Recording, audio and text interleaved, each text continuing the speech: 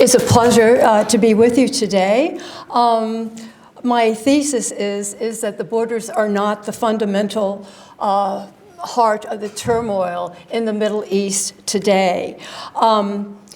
These straight lines that you see, they've been condemned a lot recently. Just last week by the Newsweek reporter Joe Klein, he said, oh, there's horrible straight lines. They've got to be redrawn. Well, it's true that the foreigners drew these straight lines, but they're not as condemning as you might think. These lines are drawn through the desert where there are few topographical features. It would be a little ridiculous to have curvy lines in many respects. The one border issue, I'm going to discuss Syria and Lebanon, historic Palestine, the Kurdish question, and last, Kuwait. The one outstanding border issue which has been troubling for many years now is the one regarding the borders of what are now the Gaza Strip and the West Bank. Okay, but let me start with the first great. So here is the Middle East. Let me start with the first great imperialist document drawn up during World War I between Britain and France. This is called the Sykes-Picot Agreement, signed in May 1916. Actually, we've heard a lot about Sykes-Picot recently. According to this agreement, France got the blue zone, so it cut deeply into what is today Turkey, and also down the Syrian, Lebanese coast of today. There was a brown zone. It's here, the white. The brown zone represents Palestine, basically. It was to be an international zone. Great Britain got the red zone over here, which gave Great Britain Baghdad and the southern Iraqi city of Basra. Now, in between these zones, you have A and B zones. A and B were to be left to the Arabs to form a state or several states. The Arabs got a lot of sand, although they did get major cities in Syria, Aleppo down through Damascus, and Mosul, Kirkuk. This agreement may have contradicted an agreement that Great Britain previously drew up with Sharif Hussein of Mecca, and it was that agreement that served as a basis for Sharif Hussein launching the Arab revolt against the Ottoman Empire later on in 1916.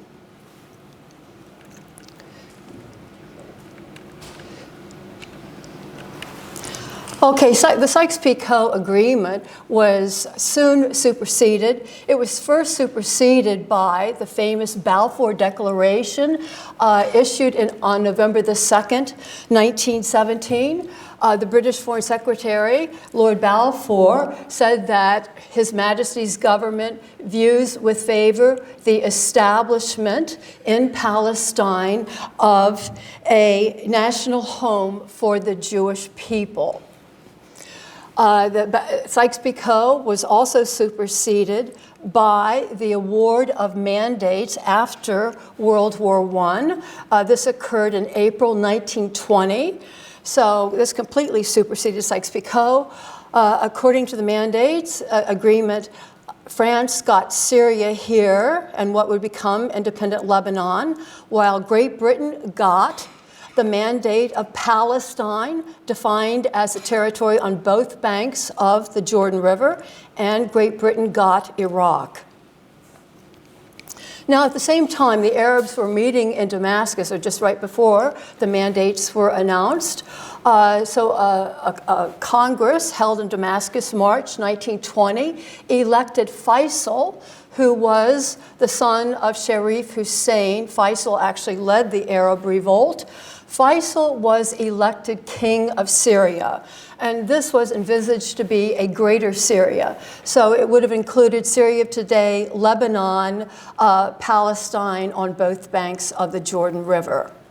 Another conference, also in Damascus, elected his brother Abdullah as king of Iraq. So the Arabs, if left to their own devices, would have had an independent Syria and Iraq.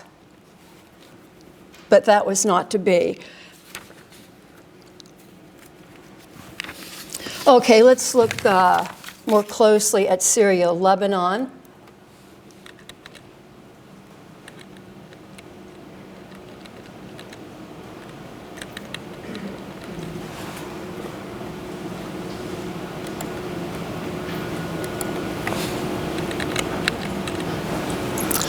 Okay, France created the modern states of Syria and Lebanon. As a result of the French mandate, the French favored the Christian Lebanese. I mean, not that they were the majority population. So here, the white is, let's say this is historic Lebanon. Thanks to the French, Lebanon's territory was doubled. It's represented here by the diagonal. So Syria was really hurt by the new Lebanon because Syria lost ports. So Syria lost Tripoli, Beirut, Sidon, and Tyre. Syria only had one Mediterranean port. Indeed, she had a very short Mediterranean coastline. That was the port of Latakia, which was not much of a port, but it has since become a fairly decent port. Okay, these are the administrative divisions of Ottoman Syria. The orange line represents modern Syria, the Syria that emerged. Here is Lebanon.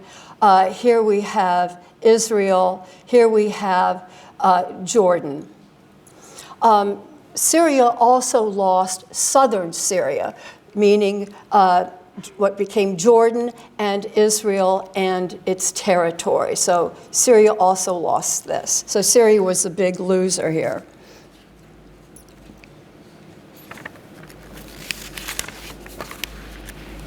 Okay, let me turn next to Palestine. Okay, the white here is modern Syria. So here's Lebanon, which was carved out of Syria.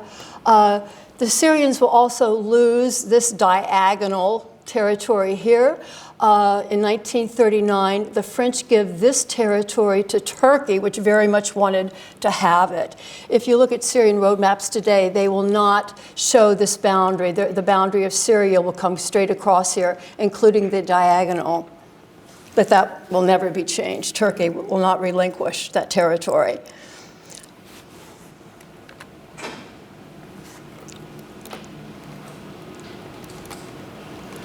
Okay, here is the British mandate of Palestine. The British will divide Palestine into two entities. West of the Jordan River will be Palestine proper, and there the Balfour Declaration to create a national home for the Jewish people was to be applied. East of the Jordan River, we had the Transjordan, where the Balfour Declaration was not to be applied. Okay, at this point, Great Britain realizes that the family that led the Arab revolt has really been losing out. So King Faisal of Syria was kicked out of Syria by the French, so he has no kingship. So what Great Britain will do in 1921 will be to make Faisal king of Iraq. So Great Britain will settle upon indirect administration of Iraq through an Arab king, Faisal. At the same time, Great Britain will make Faisal's older brother, Abdullah, Prince of the Transjordan. When the Transjordan becomes independent in 1946 as the Kingdom of Jordan, Abdullah will become King of Jordan. Abdullah is King of Jordan today. He is the great-grandson of the original Abdullah. Okay, Great Britain had a very hard time with the Palestine Mandate. There's constant fighting between the Jewish and Arab communities. After World War II, Great Britain wanted to get rid of the problem, and so unceremoniously, Great Britain dumped the problem of the Palestine Mandate into the lap of the newly created United Nations. The United Nations assigned a special committee to study the problem. The special committee came up with this partition plan, which would create a sovereign Jewish and a sovereign Arab state. There was supposed to be an economic union between the two states. One wonders really what they were smoking. So here, so each state really was comprised of almost three discrete parts. So here's the Arab state, here's the Jewish state. Jerusalem was denied to both states. It was to become a trustee territory under the United Nations. Both sides knew that these borders could not hold, that war would determine the borders, and it did. So Israel won her war for independence, creating the state of Israel, which we see here in the light green. These borders remained Israel's borders until the famous June 67 war, when Israel defeated Arab countries and was able to take the remainder of Palestine, which is the Gaza Strip here, and the West Bank, together with East Jerusalem. In addition, Israel took the Golan Heights from Syria and the Sinai Peninsula from Egypt. Thanks to the Camp David Treaty, the Sinai Peninsula was returned to Egypt, so the territories that remain occupied are Gaza Strip, West Bank with East Jerusalem, and the Golan Heights. We call these territories occupied as a result of UN resolutions. Okay, another picture of Israel with the occupied territories here, the Gaza Strip, West Bank, and the Golan Heights. Okay, let's turn to the Kurds. Okay, the treaty that ended World War I with the Ottoman Empire is the Treaty of Sèvres. No one knows it. It's another one of those treaties signed in a suburb of Paris. But the Turkish nationalists will fight to get rid of this treaty, and they will succeed. So this treaty will be superseded soon. Okay, you notice that this treaty divided what becomes Turkey into different entities. So the Armenians got a state in eastern Turkey. Below that, the Kurds of Turkey got autonomy with the promise that within a year, if they decided to organize themselves as a state, they could have a state.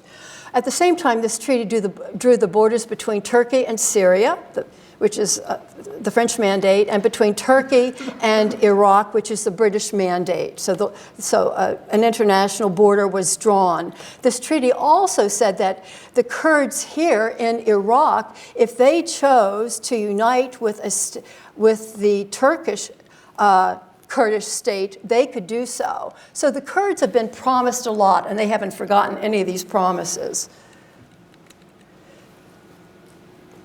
Okay, in gray here, we have Kurdistan.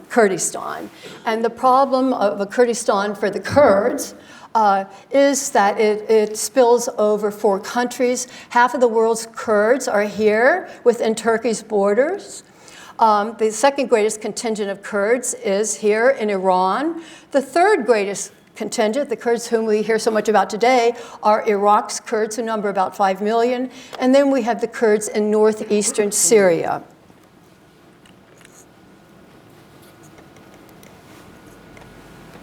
Okay, the Turks fought successfully to get a new treaty, the Treaty of Lausanne, which was signed in 1923.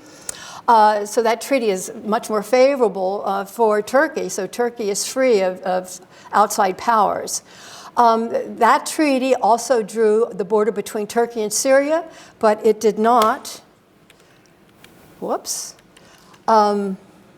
it did not draw the border. It did not draw the border here between Turkey and Iraq because the Turks were contesting that border because, you know, they claimed control of Iraq's Kurds, plus there were Turkomans on the Iraqi side of the border. Okay, so the Treaty of Lausanne said that Great Britain and Turkey would have to work out the borderline between Turkey and Iraq. What happened in the end is Great Britain put 3 provinces together, 3 Ottoman provinces. The northernmost is Mosul, which represents the border problem with Turkey, Baghdad, and Basra together to form modern Iraq.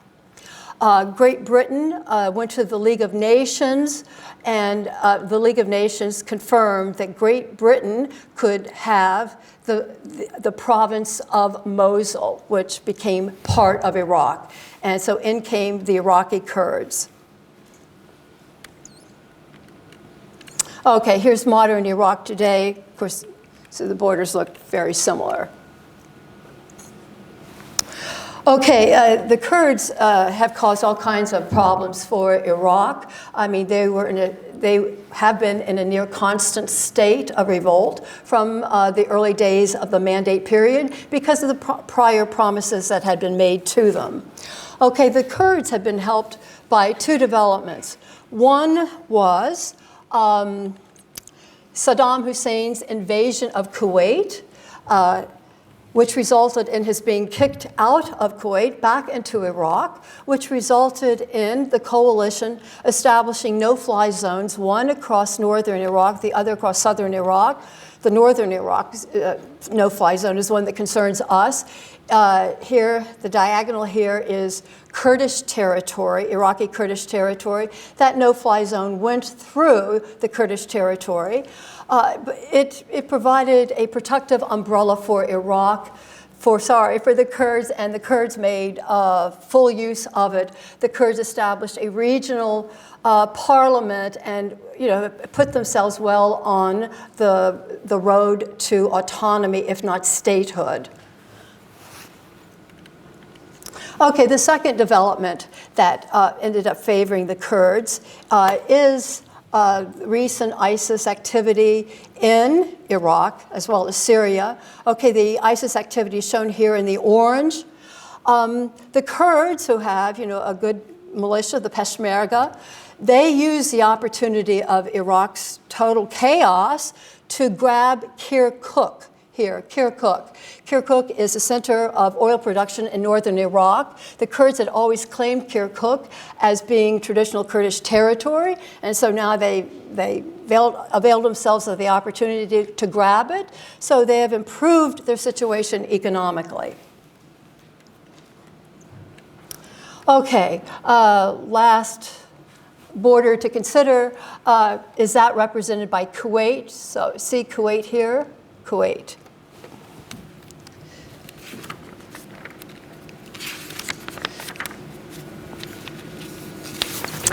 Okay, Great Britain had an effect on the borders in the Arabian Peninsula too. And notice that the Arabian Peninsula represents a much larger territory than the territory that we've been talking about, represented by Syria, Lebanon, Israel, Jordan, and Iraq. Okay, these small entities Arab entities on the Persian Gulf. So, starting with Kuwait at the head of the Gulf, and then we have Bahrain, an island nation. You can barely see it. Then we have the peninsular nation of Qatar. And then we have these 7 sheikdoms, which were put together as the United Arab Emirates. If it were not for treaties that they had signed with Great Britain beginning in the early 1800s, these small entities would have lost their independence to the rising power of Saudi Arabia. So Saudi Arabia begins to create its state in 1902, and if left to its own devices, it surely would have been able to take over these Persian Gulf sheikdoms. Okay, Kuwait signed a treaty with Great Britain in 1899. And so that treaty pledged that Great Britain would protect Kuwait against aggression. In return, Great Britain would run Kuwait's foreign affairs. Okay, as a result of this setup, Great Britain negotiated a boundary treaty with the Ottoman Sultan in 1913. And this treaty attempted to work out the boundary between Kuwait and what will become Iraq here, and this area here, which was in the Nejd. It was territory conquered by Ibn Saud, who will found the modern kingdom of Saudi Arabia. So 3 borders are being worked out of Kuwait, Iraq, and Saudi Arabia. Okay, after World War II, Great Britain has the mandate authority in Iraq. Also, Great Britain and others know that there is oil in this area, and therefore the boundaries have to be further clarified. So Great Britain holds a conference in 1922 at Uqair on the Persian Gulf coast, about here, and establishes modern boundaries for